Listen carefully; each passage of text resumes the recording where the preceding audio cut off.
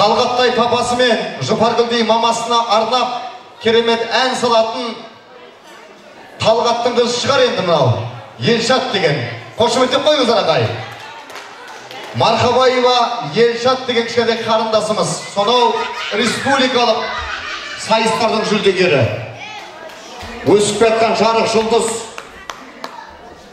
Қандай сайыс болса да осы қыздың дауысы бір сыңғырлап тұрады ағай. Тамағында Алланың берген микрофоны бар. Бүгін міне үлкен тойында папасы мен мамасына арнап еркелеп тұрып ән салатын папау деп ән салайып тұр ағай. Қошеметтеп қойыңыздар Елшат қызымызға.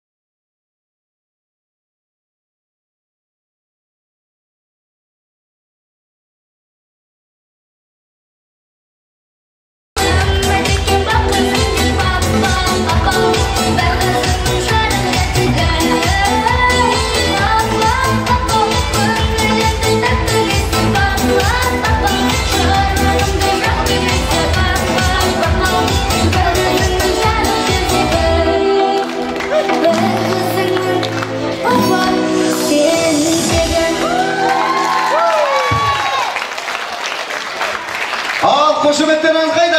Елшатқа.